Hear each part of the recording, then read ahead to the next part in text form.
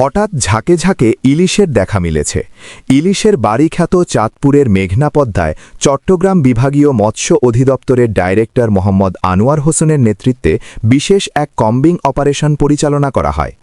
এ operation বাস্তবায়নে দেশের দ্বিতীয় বৃহত্তম মৎস্য গবেষণা ও প্রশিক্ষণ ইনস্টিটিউটের প্রিন্সিপাল ও পরিচালক বি.এম. মোস্তফা কামাল সহ অন্যান্য মৎস্য কর্মকর্তাগণ উক্ত কম্বিং অপারেশনে অংশগ্রহণ করেন।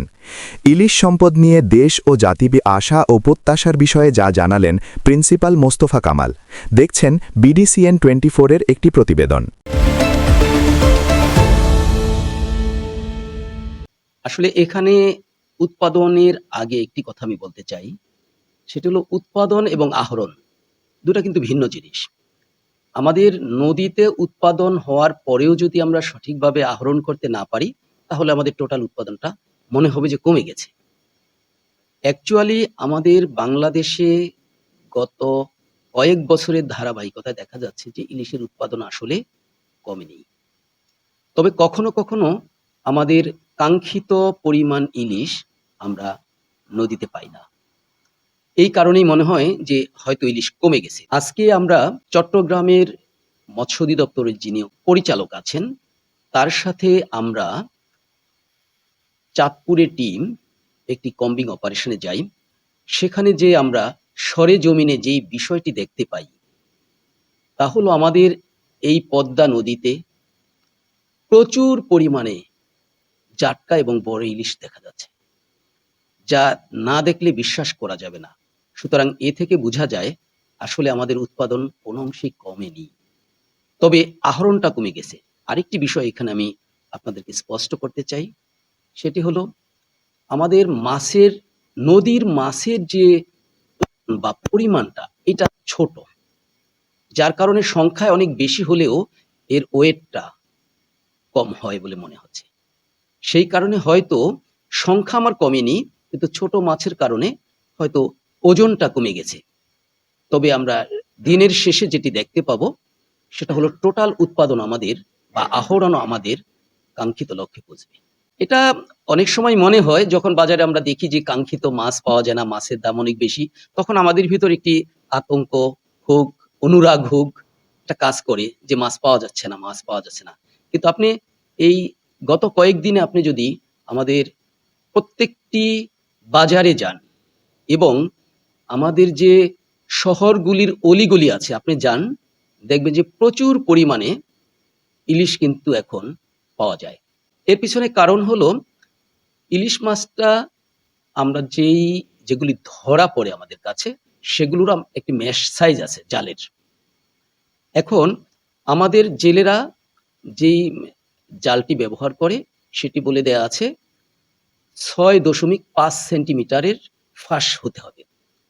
যখন এই জেলেরা দুষ্টামি করে এই ফাঁসটাকে বা ম্যাশ সাইজটাকে ছোট করে ফেলে, তখন মাছের পরিমাণটা বেশি পাওয়া যায়। আর সেই কারণেই এখন দেখা যায় যে কিছু ছোট মাছ সহ বড় আকারের মাছও আমরা বাজারে পাই এবং এই ছোট মাছের সাথে সাথে বড় মাছগুলি কিন্তু চলে আসে, যার ফলে এখনো বেশি দেখা যাচ্ছে, কিন্তু কিছুদিন আগেও এত পরিমাণ দেখা যায়নি। এটার প্রধান কারণ হলো আমাদের অসচেতনতা। আমরা প্রতিটি মানুষই জিততে চাই, কেউ ঠকতে চাই না। বাজারে গেলে আমি কম দামে কিনতে চাই, জেলে বা ইয়াতে যেয়ে নদীতে যেয়ে প্রচুর পরিমাণে মাছ ধরতে চাই। যার ফলে হয়েছে কি, আমরা প্রতিযোগিতা করে যেটা কাঙ্ক্ষিত নয় সেটাও আমরা ধরছি, আবার যেটা আমার কাঙ্ক্ষিত সেটাও ধরছি। তো এই যে একটি চিন্তা, এই যে একটি মানসিকতা, এটা পরিবর্তন আনতে হবে। যখন আমরা এটার পরিবর্তন আনতে পারবো, তখনই আমাদের ভিতরে সচেতনতা আসবে যে এই মাছ আমরাই ধরবো।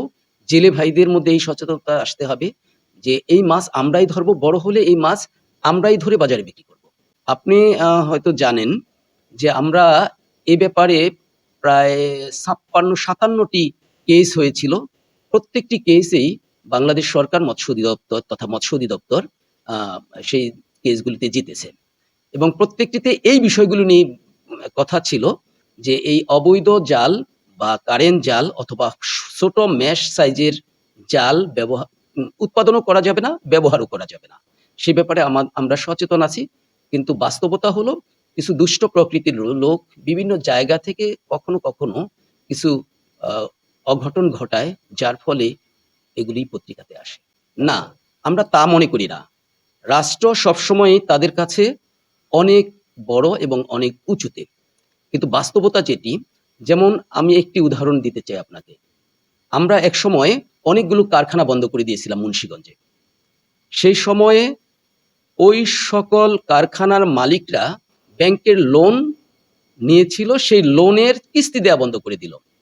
তারা বলতে চাচ্ছে এটাই, যে আমরা ওই ফ্যাক্টরিতে শুধু কারেন্ট জাল বা এই ধরনের অবৈধ জালই তৈরি করি না, আমরা অন্যান্য জালও তৈরি করি, মশারি তৈরি করি, বিভিন্ন ধরনের ব্যাগের কাপড় তৈরি করি ইত্যাদি। তখন তারা ব্যাংকের কিস্তি যখন বন্ধ করে দেয়, তখন কিন্তু সরকার একটু বিব্রত হয়। তখন তাদের সাথে নেগোসিয়েশন করা হয় যে আপনারা অবৈধ জাল ব্যবহার করবেন না, তৈরি করবেন না এবং বাজারজাত করবেন না। তখন তারা সেই শর্তকে মেনে নিল। আবার রাতের অন্ধকারেও দুষ্টামির যে চিন্তা, সেটিও প্রতিফলিত হয়েছে। জি, আপনারা জানেন যে আমাদের লোকবল আসলেই কম, যার ফলে সার্বক্ষণিক পাহারা দিয়ে রাখা আমাদের জন্য একটু কষ্টকর। তবে আমরা আমাদের কার্যক্রম কিন্তু চালিয়ে যাচ্ছি। এই যে এখন কম্বিং অপারেশন হচ্ছে, আমাদের কর্মকর্তা কর্মচারীরা দিন রাত 24 ঘন্টা কিন্তু পাহারা দিয়ে রাখছে। কিন্তু দেখা যায় যে জায়গায় আমি অপারেশন করে আসি, তার আধা ঘন্টা পরেই, আমরা চলে আসার পরপরই সেখানে আবার তারা জাল পাচ্ছে। আসলে ইলিশের উৎপাদন বৃদ্ধিতে আমাদের প্রথম যে কাজটি করণীয়, সেটি হলো আমাদের মা ইলিশ যখন ডিম ছাড়ে, সেই মা ইলিশকে যথাযথভাবে ডিম দেয়ার সুযোগ সৃষ্টি করে দিতে হবে। এবং এই ডিমটি যখন নদীতে রিলিজ করে, তারপরে এটা থেকে ডিম থেকে পোনা বের হওয়া, এই পোনা জাটকা থেকে বড় হওয়ার সুযোগগুলো করে দিতে হবে। এবং এই জাটকাটা যখন জুভেনাইল হবে, বড় হবে, জাটকার সাইজ থেকে একটু বড় হবে, তখন সে আবার সমুদ্রে চলে যাবে। এই সুযোগটুকু তাকে করে দিতে হবে। এখন আমরা যদি এদের যাওয়ার পথে অথবা গ্রাজিং ফিল্ডে যদি আহরণ করে ফেলি মাছ, তাহলে কিন্তু আর আমরা কাঙ্ক্ষিত লক্ষ্যে পৌঁছতে পারবো না। হ্যাঁ, আপনি সঠিক বলেছেন। সেই কারণে আমাদের আইন কিন্তু সংশোধিত হয়েছে। আপনি শুনে অবাক হবেন এবং আনন্দিতও হবেন আমি মনে করি। আমাদের আইনকে সংশোধন করা হয়েছে, যখন মা ইলিশ ডিম ছাড়ে তখন বালু উত্তোলন করা কিন্তু নিষেধ করা হয়েছে। এবং ওই সময় আমরা অনেক নৌকা বা ড্রেজার আমরা কিন্তু আটক করে সরকার সেটাকে বাজেয়াপ্ত করেছে বা লিলামে বিক্রি করে দিয়েছে অনেক সময়। এটার মূল কারণটাই হলো ২টি কারণ। একটা হলো ইলিশ মাছ যখন ডিম ছাড়ে, তার গতিবেগ যাতে কোনোভাবে ক্ষতিগ্রস্ত না হয়, সে যেন স্বাভাবিকভাবে ডিমটি দিতে পারে। পাশাপাশিভাবে ডিম দেওয়ার পরে যেই বালুর উপরে বা অন্য কোনো বস্তুর উপরে লেগে থাকে, সেই লেগে থাকাটা যেন স্বাভাবিকভাবে থাকতে পারে। এই ২টা যদি ঘটনা ঘটে, তাহলে প্রচুর পরিমাণে ডিম ফার্টিলাইজড হবে, আর যার ফলে আমার নদী পোনায় ভরে যাবে। এই সুযোগটুকু আমাদের করে দিতে হবে। হ্যাঁ, আমরা মনে করি ইলিশের বাড়ি আমাদের নদী বিধৌত যে সকল অঞ্চল আছে, বিশেষ করে উপকূলীয় যতগুলো অঞ্চল আছে, সব বাড়িগুলি আসলে ইলিশের বাড়ি হয়ে যাবে, আমরা সেটা মনে করি।